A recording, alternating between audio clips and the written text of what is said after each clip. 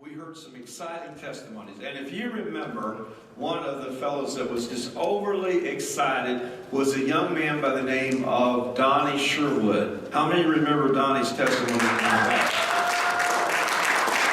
And so Pastor's going to give him what we used to call a sermonette. But people for a while said, I don't like sermonettes because they're for preacherettes. But he's not a preacherette. He is someone that has a zeal for ministry, and we want to give him an opportunity, about 10 minutes, to come up and just share a word with you today. Let's put your hands together for Donnie.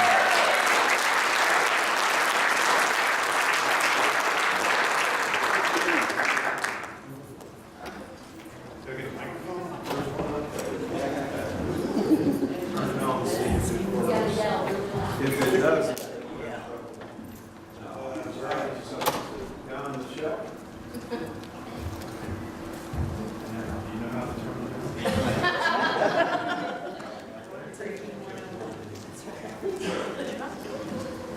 All right, so a little nervous. It's kind of new to me.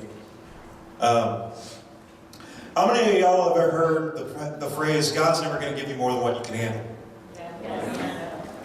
How many of you wish that God didn't give you as much credit as what He does? Let me tell you about a little girl I knew. For an anonymous sake, we'll call her Kayla. When I first met Kayla, she was actually walking around in crutches. She had a tumor in her brain that really messed with her mobility, her speech. But little Kayla, she never missed a beat. She always said that Jesus was going to heal her. And she kept that faith.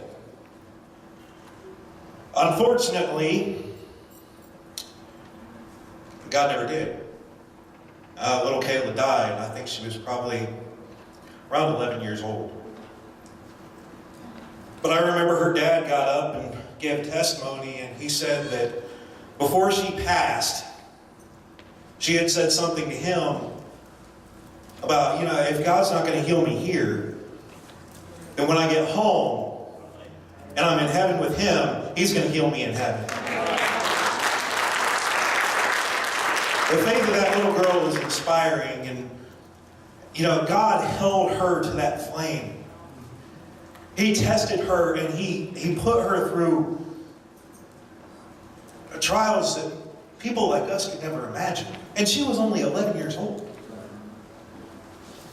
Malachi chapter 3, verse 3, and my phone keeps on going, and all my notes are right here. I was going to do note cards. Malachi chapter 3, verse 3, and says, He will sit as a refiner and a purifier of silver.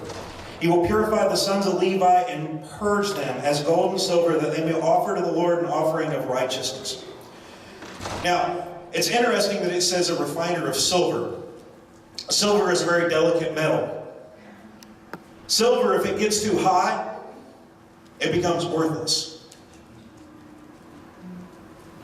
So God is standing as that refiner of silver. He's holding us to that flame to get the purest form.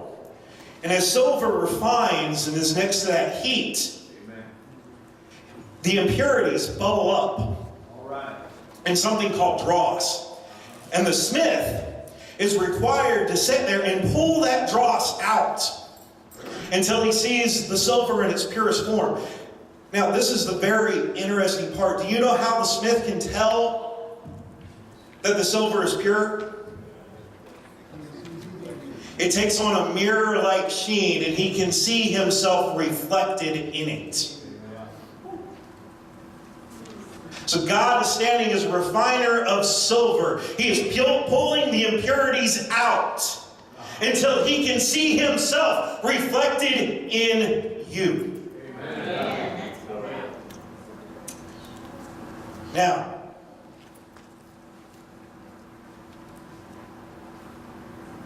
1 Peter 5:10 says, "But may God of all grace, who has called us to his eternal glory by Christ Jesus, after you have suffered a little while."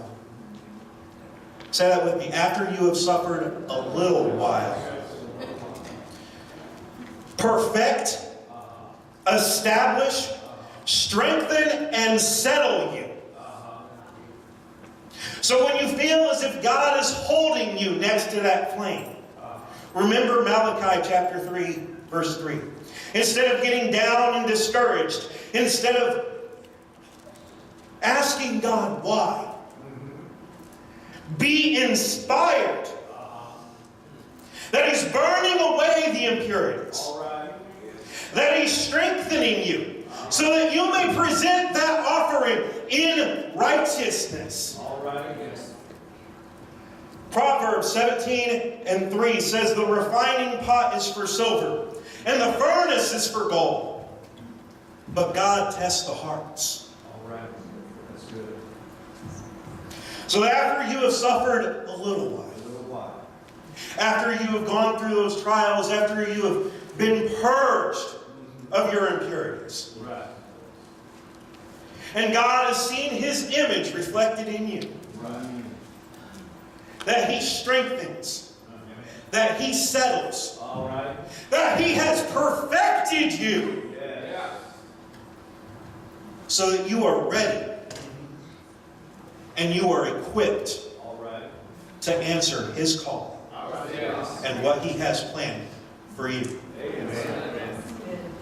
That's all I got.